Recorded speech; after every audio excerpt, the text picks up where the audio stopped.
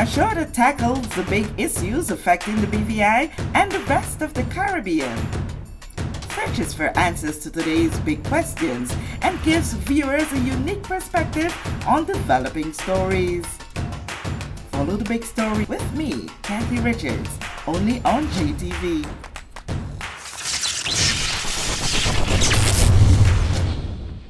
This show is brought to you by the National Bank of the Virgin Islands, DG Cell, Delta Petroleum BVI, Cyril B. Romney Tortola Pier Park, and the Gumptions Experience BVI.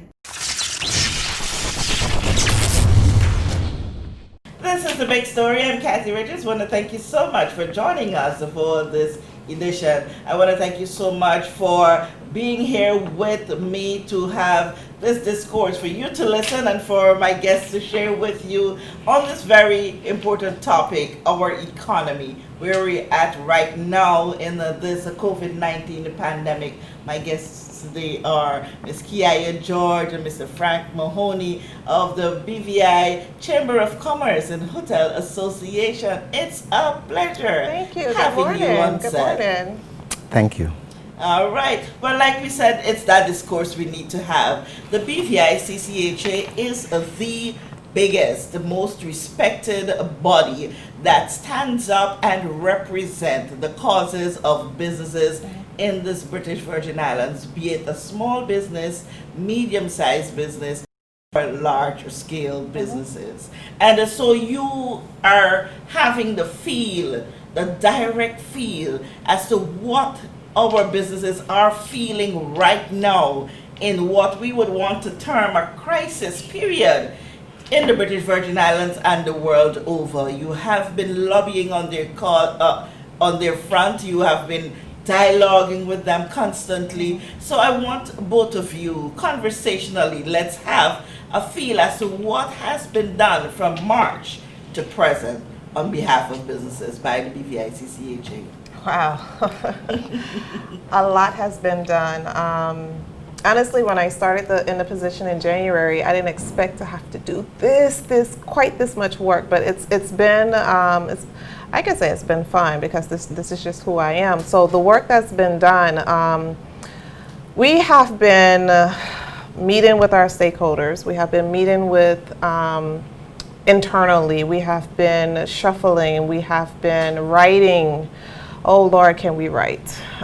We have written 5 letters now to the Premier. Our 5th letter just basically invited him to our business stakeholders meeting next week on Tuesday, on September 1st. That was our 5th letter. But we've put out the letters in the press so that we can let everyone know this is what we're requesting. And while we haven't received any responses, we continue to present options. We continue to present solutions that they can take into account, and a lot of them we're actually seeing implemented right now. Like, for instance, our first letter that we sent, it had items like, please pay your bills. For your smaller businesses or any business that you owe, pay your bills. We had in it unemployment benefits, unemployment insurance. I mean, just a slew of items in it that we recommended. And then our 4th letter was pretty much protocols for the hospitality sector. We submitted a phase 1 and I think it was phase 3 protocols to them, and we've given them to them. We've worked tirelessly with the tourist board, our wonderful partners at the tourist board. We've worked tirelessly with them to present it, and that's who we work with to get these protocols done. And we presented them, and we're just waiting. Okay, so what I'm gathering there is that while you would not have been afforded the courtesies of a response to or acknowledgement of receipt of your correspondence to the Premier's office or whoever it is that you would have sent them, you are seeing things there being implemented as recommended by the BVI-CCHA. I think we like to think that our recommendations are important and actually been well received. It would be nice to say we've received your letter. That would be wonderful, but for me, I'm only speaking for me. I'm not speaking for Frank. I'm not speaking for any of the directors nor any of our office staff.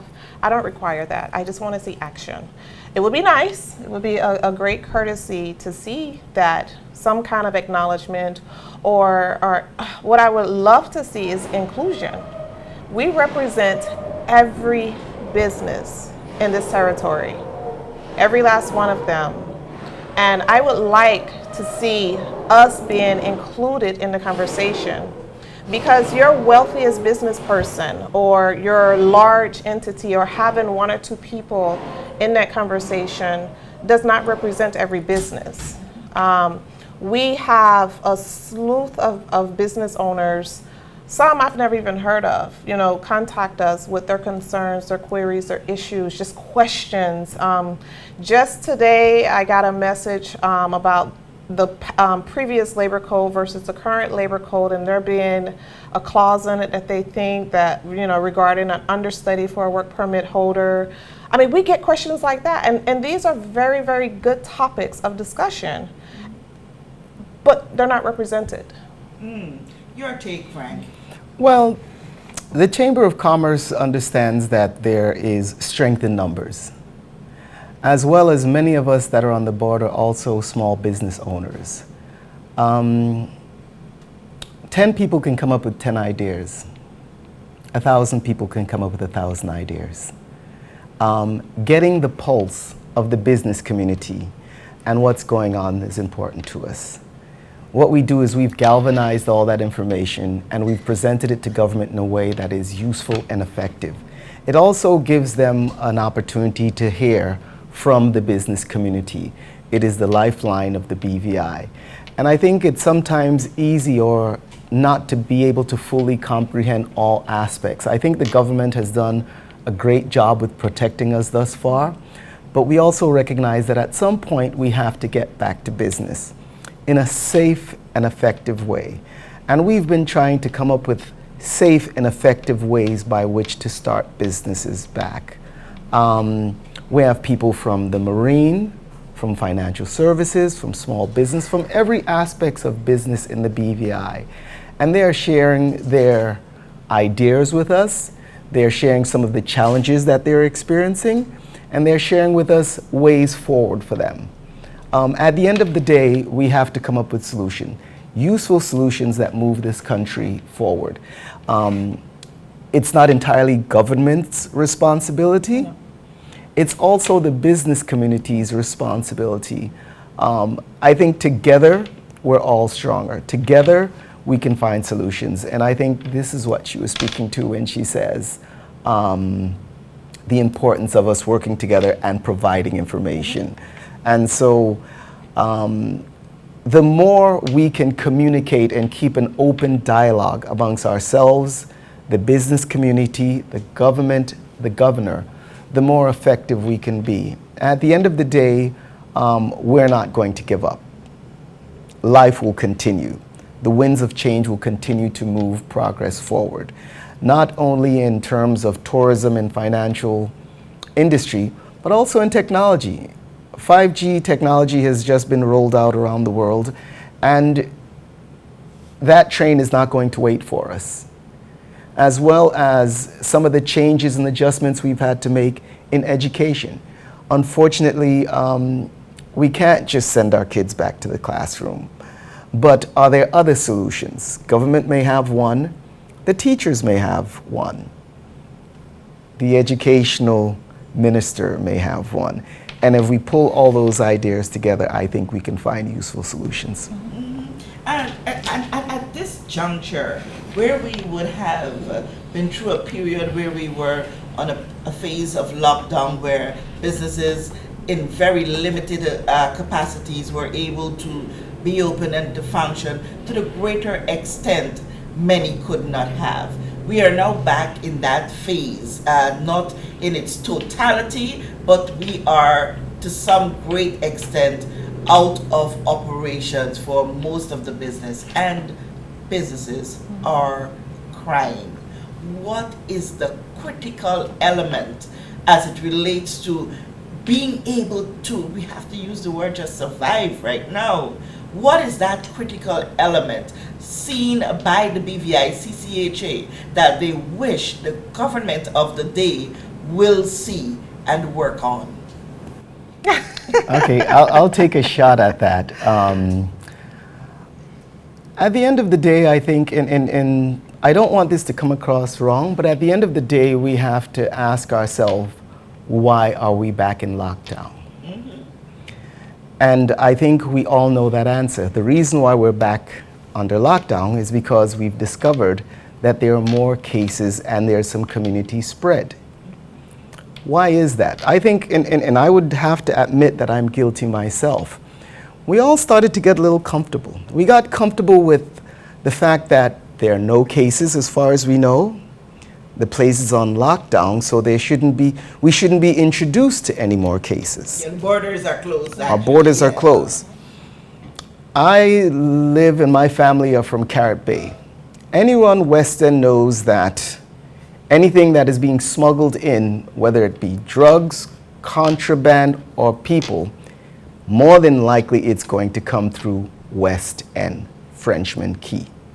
The big question you would have to ask is, A, why didn't we have security in West End 24 hours a day, 7 days a week? Because the lack of that is what has us in the position we are in now. B, we're hearing about all these new ideas, but none of them are new. None of these ideas are new. Then we have to ask ourselves, I mean, it's easy to sometimes blame the governor, it's easy to sometimes blame the government, but what are the facts? Who is truly responsible for protecting our borders? And why did it take another breakout for us to finally take it seriously? And these are hard questions. These are questions that need real answers and transparency. And we're happy to see that moves are being made now. But we don't, the cost to the small businesses, the cost to the rental industry, whether it be a home or a car or other services that are being provided, the cost to banking, the mental stress that it places on families. I mean, you could imagine, just yesterday, a friend came by to drop some things off, and this was before the announcement, or the day before, and she was excited. She says, my son's ready to go to school. I bought his uniforms and everything else and ready to go. Money's limited right now. So you took what little money you had and you bought uniforms in anticipation that schools would be opening. Well, I want to piggyback on something that he said about who's responsible for protecting our borders. And sure, we have those that are paid to protect our borders, but we as a community as well, as a business community as well, are responsible for protecting our borders. Yes. If we know that this is happening, then we should have said something. I mean, I'm sorry. I'm not afraid to report what I see. And I just want to encourage everyone else to take on that same attitude, that if you see something, we want our businesses to be open. I got a call yesterday and the person's distraught because they said we were just getting there. I was just getting to the point to where I was almost not behind on rent. I had just came up with an agreement of these are the things that I'm going to do to finally be caught up, and now I'm closed again. I don't know what to do. I don't know how to handle this because now I'm closed again. And so to hear I was just getting there and now I'm closed again, and it's like, I was just catching myself. I was just about to order some more supplies because we were running low, because this part of our service is no longer being used, but this part is, and we were going to order some more supplies for that. And their question was, what do I do now? How do we keep our businesses safe? We have to look out for each other. We have to protect each other. We have to look out for our borders, and we have to report what we know. I watched a video this morning of a young guy that fell off a scooter or something. I didn't finish watching it. They were in the bushes. I was like, I guess the guy hurt, he's in the bushes or whatnot. I didn't finish watching it. But we record that. Why aren't we recording everything else? I saw a picture of a vehicle and a person, and someone was reporting that I think on Admin Drive, they reversed into some junction box or something. And what was one of the replies was, oh, WhatsApp the picture to this number, that's the police chat. I'm like, why aren't we WhatsApping the rest of this information to the police chat? Yeah. We have to be our business brothers and sister keepers. We have to look out for each other, because what's closing our businesses right now is not us. It's illegal activity. It's some outside force coming in causing us to close down. Something that those who saw have allowed to go on. Mm-hmm. That's what closed us down. How do we as a chamber even have an opportunity to combat that? How do we help our businesses if we're smuggling in people? Well, and I think it's important, and I agree with everything she said, and I think it's important to know that the chamber or no one that is associated with the chamber wants to take a position, business just have to go on. Mm-hmm. We all recognize, appreciate, and respect that what the government is doing to keep us safe is a necessity. And we would have it no other way. We're going to have to deal with this thing now, or we can be dealing with it in December. I'd prefer, and I think most businesses would prefer, to put this thing to rest. And when our borders are closed and secure, we want to feel comfortable to know that we have the best technology and the best people out there to support and control our borders. Mm-hmm. And I think that is also very important to us. We as citizens, like she said, can do our part, but I think it is imperative that whether it be the head of the police department, customs, and from where I stand, I'm really not interested in any excuses that says we don't have enough boats or enough boat engines or enough repair crew. You know, I have watched growing up Native Son and Smith's Ferry change out Detroit engines, rebuild them overnight, and be ready to go the next day. And that was just for passengers. This is our livelihood, this is our life, this is our business. This is the BVI economy we're talking about. So we should have no excuses why every boat in customs fleet and every boat in the police fleet, as well as supporting what Visor does, fully operational, without excuse. Because if we make an excuse there, the cost is still that much higher for our economy. It is pale in comparison. It was on a good note to hear just 2 days ago in that press conference with the Premier and the Minister for Health that they are now on top of that, and they've even went as far to say exactly what you would have said. The resources to have those boats fixed are right here. They're being repaired and fixed right here, and so by the end of the new week we should have at least 7 vessels on the waters. So we're happy to know that things are happening. We're sad, a bit bitter, a bit angry that it would have had to take a COVID-19 coronavirus to bring us to that place, to see what we have within our shores and the capabilities of our businesses here to handle certain things.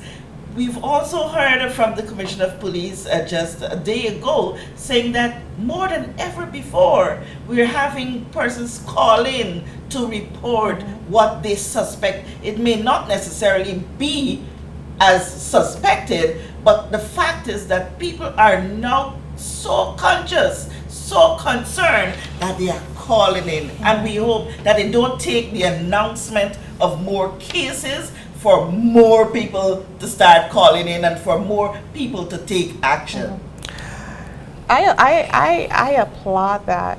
I think that's wonderful.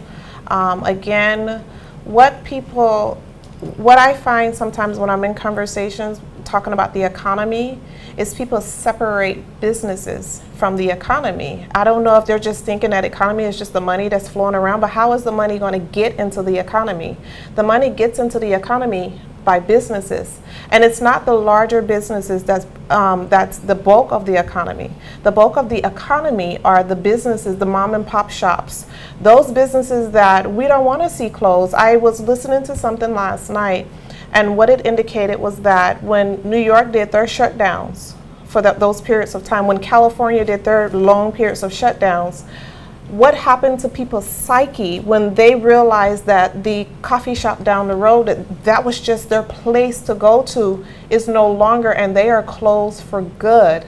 That's something that the chamber is lobbying against. We don't want our businesses to close. We need our businesses. We need for them to remain open, because we need for the economy to continue to stay active, to float, to rise, to grow, to develop, to do what it does. So we need for our businesses to be open, but we need for our citizens to take our health important as well. We need for them to remember to wash your hands. I'm not big on hand sanitizer, so oftentimes I would ask, can I go and wash my hands instead? So wash your hands. If you're gonna use hand sanitizer, use a hand sanitizer. I actually keep hand sanitizer in my vehicle. I keep some in my bag. I mean, it's always around. I mean, it's just something I've always done, because I would pick my children up from track and they want to eat a snack. I'm like, can you sanitize your hand? You know, we don't have soap and water right now. We need to be mindful of our health. We need to be mindful of what we're eating. We cannot have a healthy immune system if we're always just shoveling in junk into our mouth. We need to change the entire conversation on health, because again, our economy depends on it. Yeah, because if you don't have the people, how can you have the businesses? You know. And if we don't have the people, then we have to import more people, and then that's a whole nother conversation. Oh boy, and we're not gonna go there today. We are not gonna go there today. So yes. Yeah, but Frank, some people may want to think that, oh, why would the BVICCHA want to be talking about health, want to be talking about safety and security? Your business is business. Explain the importance of all of this encompassing us as a business sector. Well, I think the reality is businesses thrive when we have healthy economies. Healthy economies come about by healthy business. So if the government has to shut down our borders, that means we can't have transactions. If we can't have transactions, if people can't go to work, if people can't earn a living, if people can't employ or pay their rent or their electric bill, then that starts to slow down and to a certain extent bring our economy to a grinding halt. So that now ties in with our relationship. It's somewhat of a triangle between what we're doing to try to galvanize the business community, understand their needs. It's also a relationship with government and things they are doing to keep us safe and provide the rules and the laws that will help us move forward during this pandemic. And it's also the governor's responsibility to make sure that our borders are secure. Because at the end of the day, we were all excited. I think everyone was happy. I think the government was moving forward with this phased opening. Some of us were very anxious. Some of us was excited to see what was coming next. It was just a couple weeks ago that we were open till after 12. And that excited another set of businesses. And from what I understand, Anegada has been sold out. Staycations on Virgin Gorda doing great. Matter of fact, my birthday was Monday past. And on thank you. And on Sunday, I was supposed to go to Anegada for 3 days. It didn't happen. Yeah. It never happened because Anegada got shut down. And so we then have to start rolling back. So if we were planning, I'm also on the board for the Spring Regatta. We were hoping to join with the Interline Regatta in October, but is that going to happen? These things take time to plan. So the emphasis and the importance of making sure our borders stay secure and that our police, Marine, Customs, I think you should throw Visor in there, immigration, protect our borders. I think that we can Government can do everything that it needs to do. Chamber of Commerce can galvanize the businesses. The businesses can prepare themselves to embrace the opening of the economy and the borders. But without proper protection of our borders, none of us are going anywhere. And it's not just, the businesses are a part of it, but what still sits above that as far as importance is the health of our community. None of us are going anywhere if there's a bunch of breakouts. Nobody wants to come to the BVI if we have a bunch of breakouts. So we have to get that first step right before the government can help us get back online and before Chamber of Commerce can do the best it can do to help galvanize and prepare the business community for the opening of the BVI. I honestly feel when we open, it's going to boom, but we have to do our part. Studies I've been looking at says that people are avoiding longer trips because of being contaminated on boats or on planes. So it is much easier to get from the east coast of the United States down to the British Virgin Islands than it is to go to Europe this year or next year. So I think there are great opportunities awaiting us. I think if we do certain things correct and implement the changes that need to happen around our borders, I think we can be good. We could be in for a great winter. Okay. And I in the chamber, it's what we've been fighting for. It's what we want. It's what we want to try to be a part of making happen. Okay. But put all of those aspects behind or aside or just in our pocket. Just keep it there. Pin it. Pin it. Yeah, let's hold it there. There's another side of it. We are here now. What can we do in terms of keeping our businesses alive? How can we work with banks? How can we utilize technology? How can we utilize the chamber to make sure that we stay focused, look at best opportunities, and grab those while we are closed, so that when we get that opportunity to reopen, we do that in an informed, well-advised, and safer manner. Okay, well, one of the things that was on my plate to do when I joined the chamber is to do a massive set of business training. That's what we're doing. Okay. Every week, we just had digital transformation talk with a couple of three business owners and our telecom, our ISPs in the country yesterday, to just have a conversation on what does digital transformation look like for our economy. We have been educated. We did a 3-part series on business, continuing your business and the planning of that. That's what businesses need, I think, and that's the support that the chamber gives. We are teaching, training, empowering, educating, and equipping, which is what our mission is. We are doing what our goals are, which is to ensure that our businesses have what they need in order to be successful, in order to thrive, to grow, to have a legacy to pass on to the generations coming behind us.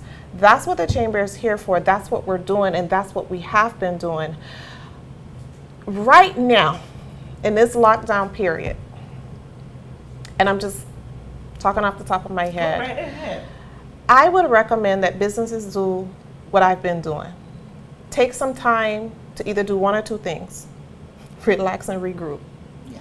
Because right now is very stressful. I could tell you, this is how my week has been. Monday, my husband and I decided who was going to go into the office and who was going to stay home with the kids. So we had a schedule. By 10 o'clock, the schedule changed. So my husband was going to be home. So I called our assistant in the office and I said, hey, you want to alternate days coming into the office? She said, sure. I said, awesome. Got a new schedule. This is Monday. Got a new schedule. Then we had our midnight all briefing. And I said, okay, new schedule. Got to change my schedule. So then it was, okay, I messaged her, the assistant. I said, hey, I know I was supposed to come in tomorrow, but we need to, start preparing the office to be closed up for at least 7 days, but I'm just preparing for 14 days. New schedule. We come in Tuesday, and then it hit me on Tuesday, wait, no, this is from tomorrow. So I gave her the option, do you want to work from home tomorrow or you want to come in? And we talked about that. Okay, got a new schedule.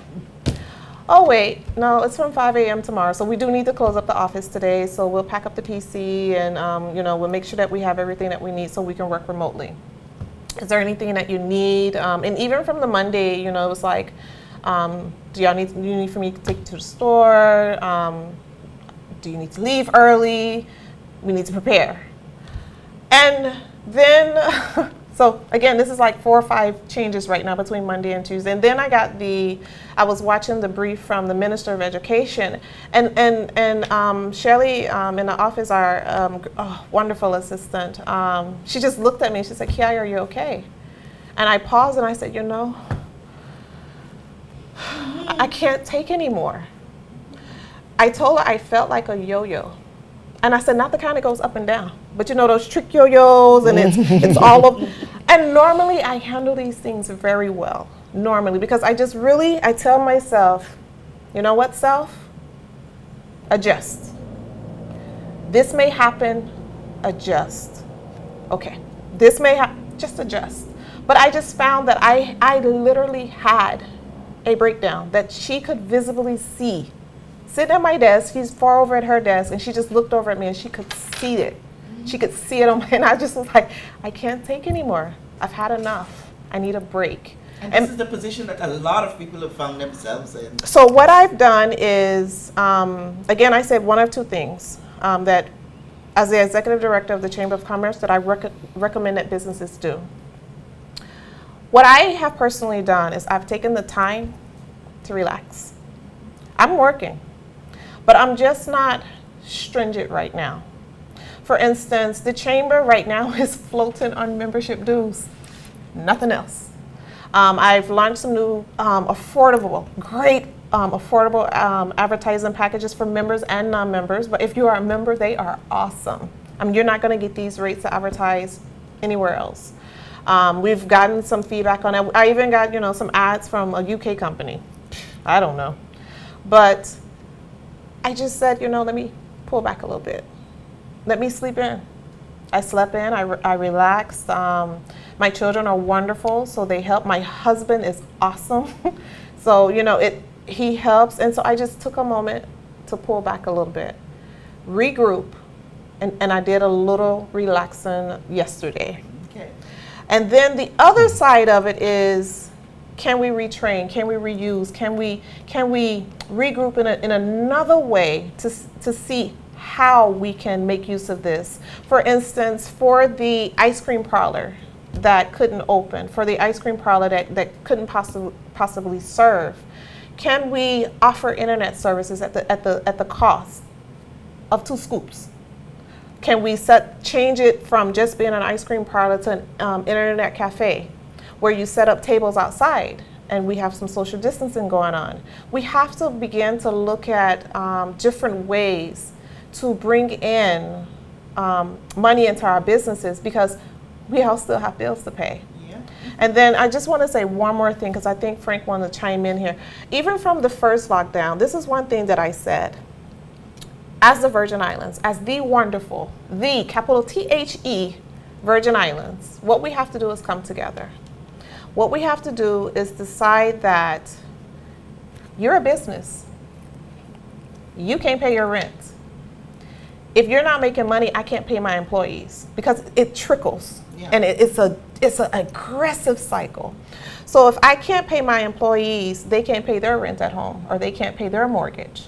So all of us have to collectively come together and look at it from every angle to see and this is where the policy comes in, because government govern, businesses do business. So while we're over here doing our businesses, trying to ensure that we can remain open, that we can help society in some way stay afloat during this lockdown, then this is where I would like to see some policy or some communication with those other businesses that will make these decisions to say, Kathy, you're on 33%. At this point, you have to choose. Do I eat? Do I pay my rent? Do I pay my car note? What is it I'm going to pay? Do I pay electricity? We have to have a massive conversation to see how all of this is going to be handled. Because if you don't pay your rent, do you have a nice enough landlord that's going to be like, okay, pay me when you can? Very good ones around, and then there are others, and we can understand. You don't pay your mortgage, is the bank going to be like, oh, no problem? I mean, I know the banks gave the moratorium, but what are we doing now? We need a year of supporting each other from the business side and from the policymaker side. We need at least a year of this. It needs to continue. The conversations need to continue. And I will have to pull Frank in here to take us out because our time has elapsed. Wonderful conversation. We wish we could have gone much more, but there'll be other opportunities that we can really expand even further. But take us out on that note of hope. I think that better days are ahead. I think the government has done a marvelous job in protecting us overall, and this last step as it regards protecting our borders seemed to have been addressed at this time.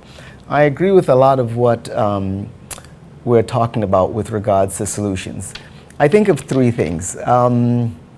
Johnny Cochran, who's dead now, when they asked him, how are you so good? How are you so successful? And he said three things. He says, I do three things very well. Prepare, prepare, prepare. I think we do have to be prepared. I want us to increase the level of service that we provide in the service industry. Truly wrap our minds around it. Take this time to make sure your staff, because we're not just competing in the BVI, we're competing in the Caribbean, we're competing in the world. The third thing I'd want to say is I read a book a very long time ago that has helped influence the way in which I think during times like these. The name of the book was Who Moved My Cheese? Yeah. We all remember that. And the book is, as you know, the book is about three mice who found cheese lane and they got relaxed. And I think to a certain extent the BVI has gotten relaxed with the amount of money we've been able to get from financial services especially. And things are changing and have changed. None of us want to be like the last mouse in this book. He just stood there and kept banging, saying, who moved my cheese? They need to bring it back. I think we have to get used to the fact that things have changed and we need to change along with them. We can't just stand here, fold our arms and say, you know, who moved my cheese? It's time to put back on our thinking caps and find useful ways by which to move forward. On my last is the BVI has to embrace technology. 5G is here. I draw this example sometimes. By the time you buy your next car in the next couple of years, when there's a problem with that vehicle, you're going to get a message on your phone. That message is going to say, Frank, your alternator is about to fail within the next 7 days. The part is available at Amazon, Western Auto, and this other place. Your shipping options are Federal Express, DHL, and da-da-da-da-da. The technician in your area, here's his name and his number and his location. Our young people have to be ready to embrace technology and what it means for the future. The old saying is, if you hear the whistle of the train, it's too late.